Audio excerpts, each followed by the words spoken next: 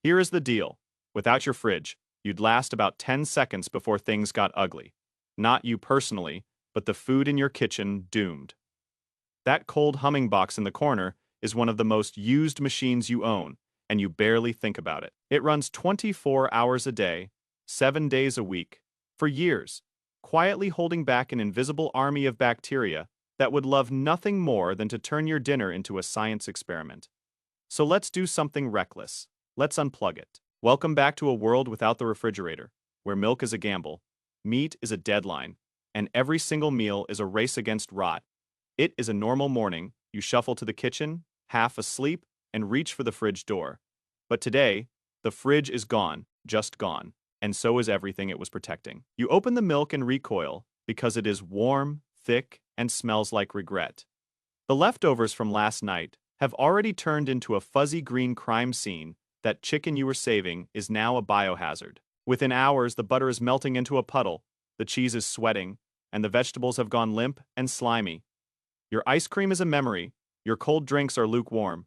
And the worst part is that you can't just buy more and stock up, because whatever you buy will spoil just as fast. So now you live like everyone did before, which means you shop every single day, not once a week, but every day. Sometimes twice, because nothing keeps. You buy only what you'll eat in the next few hours, then you carry it home, cook it, and eat it before it goes bad. Miss the timing and you are gambling with your stomach, and that is the real danger. Before refrigeration, food poisoning wasn't rare, it was routine. Spoiled milk, rancid meat, and bacteria you couldn't see or smell sent people to bed sick constantly. And for the very young, it could be deadly. Cold, it turns out, wasn't a luxury. It was a kind of medicine you could keep your food in. So how did anyone survive? For thousands of years, humans fought rot with an entire toolkit of clever tricks. And the first weapon was salt. Salt is a killer. It pulls the water out of meat and fish, and without water, the bacteria that cause rot simply can't grow. A fresh fish that would spoil in a day could, packed in salt, last for months. Whole economies were built on this. Salted herring and salted cod became some of the most traded foods in history, feeding armies, sailors, and entire cities through the long winters. Dried salt cod could survive for years, and the endless hunt for cod even helped push ships across oceans to distant new fishing grounds. Barrels of salted pork and beef fed entire navies, keeping sailors alive on voyages that dragged on for many months with no fresh food in sight. Salt itself was so valuable that it was sometimes used almost like money. The next trick was smoke. Hang meat or fish over a slow, smoky fire, and two things happen at once. The heat dries it out, and the smoke coats it in natural compounds that slow decay. That is why smokehouses stood beside so many old homes. Because a smoked ham or a side of bacon could hang for a whole season, and still be good. Drying alone worked too. In hot, dry places, people spread fish, fruit, and thin strips of meat out in the sun and wind until every last drop of moisture was gone. Dried, salted, and smoked. That was how you carried food across time. Then there was fat. Cooks would take cooked meat, pack it tightly into a pot, and seal it under a thick layer of melted fat or lard. With the air locked out, that meat could keep for weeks. And then there was fermentation, the strange magic of letting good microbes take over before the bad ones ever got a chance. Cabbage packed in salt slowly became sauerkraut. Milk, which spoils in mere hours, was deliberately turned into cheese and butter that could last for weeks or more. In a very real sense, cheese was invented as a way to store milk. Vinegar was another shield. Submerge vegetables, eggs, or even meat in sour vinegar. And the acid creates a world far too harsh for rot to take hold. Which is exactly how pickles, pickled onions, and preserved eggs were born. In some cold northern lands, people even buried tubs of butter deep in cool peat bogs where it could keep for a remarkably long time. Almost every food we now call a delicacy, from cured sausage to aged cheese to tangy pickled cabbage, very often began as a desperate way to stop food from killing you. For everyday cool storage, people went underground. A root cellar, a pit, or a stone room dug into the earth stayed naturally cool and steady all year, which was perfect for keeping potatoes, apples, carrots, and onions through the winter. Some families built a spring house, a little hut over a cold running stream, and set their milk and butter right in the flowing water to keep them cool. Others simply lowered food into a well on a rope or kept it in the coldest corner of the coldest room. It was never as cold as a fridge, but it bought precious extra time. But all of this came with one hard rule: you ate with the seasons. Fresh fruit in summer, hearty roots in winter, and a frantic burst of preserving work in the autumn, when animals were slaughtered and the harvest came in. Families spent whole weeks salting, smoking, drying, and pickling to build a wall of food for the cold months ahead.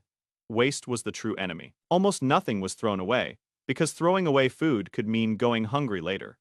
Storing cold itself is actually an ancient dream. Thousands of years ago, people across the Middle East and China were already harvesting winter ice and snow and hiding it deep underground to use in the summer. In ancient Persia, roughly 2,000 years ago, builders raised the yakul, a tall dome of thick mud, brick over a deep pit that trapped winter ice and kept it frozen right through the blazing desert heat. Wealthy Romans sent workers up into the mountains to haul down fresh snow, then packed it into insulated pits to chill their food and drinks. Cold was a rare luxury for the rich, but the dream of it was always there.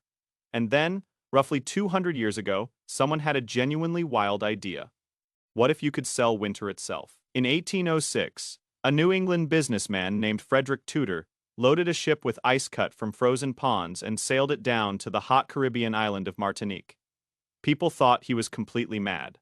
The first trips lost money, and he was mocked as a fool. But Tudor refused to quit. He learned to pack the ice in sawdust, a cheap leftover from timber mills, which insulated it so well that most of it survived the long ocean voyages. Slowly, the mad idea became an empire. Tudor earned the nickname the Ice King, and by 1833, he was shipping ice all the way to India, a journey of months across the tropics, and still delivering it solid. Back home, a man named Nathaniel Wyeth invented a horse-drawn ice cutter that carved frozen ponds into neat, uniform blocks, which slashed the cost and made harvesting fast. Winter had become a crop. Workers sawed giant frozen lakes into blocks, floated them to shore, and hauled them into massive ice houses, some able to store hundreds of thousands of tons, all buried deep in sawdust to survive until summer. At its peak, around 1890, the American ice trade was gigantic. It is believed to have employed roughly 90,000 people and around 25,000 horses. Blocks of pond ice were shipped across the entire world and delivered right to people's doors, and that ice went into the machine that finally reached the home, the icebox. An icebox was an insulated wooden cabinet with a block of ice in the top compartment. The cold air sank down and chilled the food below, while the melting ice dripped into a pan you had to remember to empty. The Iceman came several times a week, hauling a fresh block up the stairs with heavy iron tongs. For the very first time, an ordinary family could keep food cold at home, as long as the ice kept coming. But cutting ice off a lake had some obvious problems. Warm winters meant thin ice, and the ice itself could be dirty or polluted. So inventors chased a bigger dream, making cold on demand with a machine.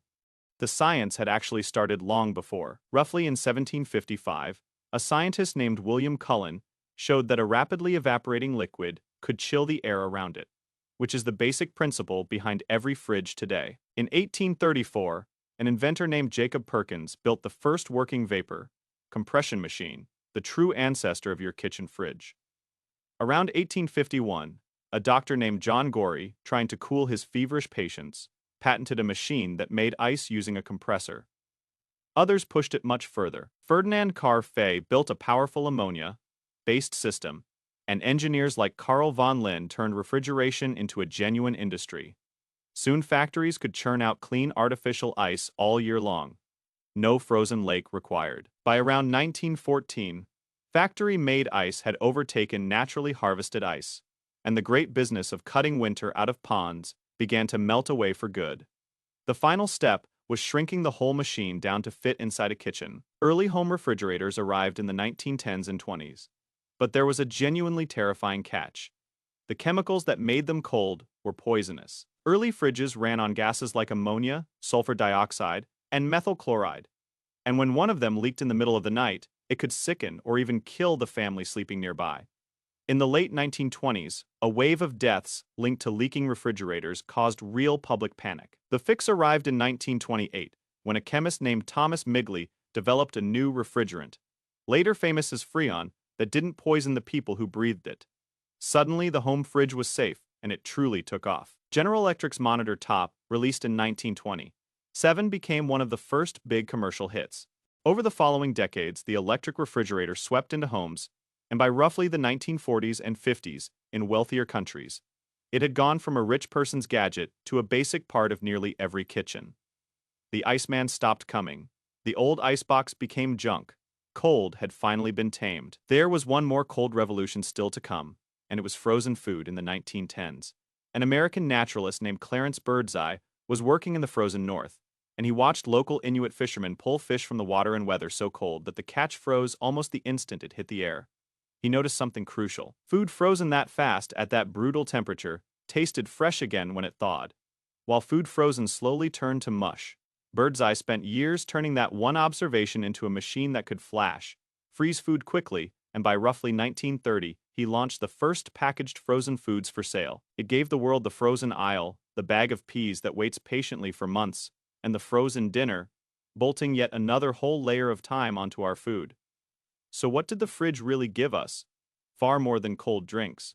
It quietly rewired how we eat, shop, and live. Because food now lasts, you can shop once a week instead of every single day, which hands you back hours that people once spent hunting for food. Because milk, meat, and vegetables keep, you can eat almost anything at almost any time of year. And the strict old rule of eating with the seasons is basically gone. The fridge, together with the refrigerated truck and the cold warehouse, built the entire modern food system, which is the only reason a supermarket can stock fresh food from the other side of the planet.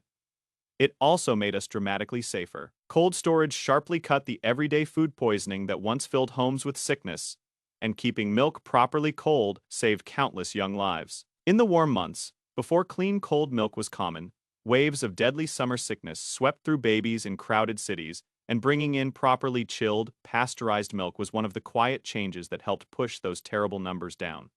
It cut waste too, letting a family keep leftovers instead of tossing them out. It wasn't entirely free, though. Those early Freon chemicals were later found to be quietly damaging the ozone layer high above us, which is exactly why they were eventually banned and replaced with safer ones. But the machine itself never left. So tonight, when you open your fridge and stare into that cold, glowing light hunting for a snack you don't even really want, take a quick second. You are looking into a small, humming miracle that humans chased for thousands of years, through salt and smoke and sawdust and poison gas. Your ancestors would have wept with joy for it, and you use it to chill your leftover pizza. Life without the fridge? You really wouldn't last long. See you in the next one.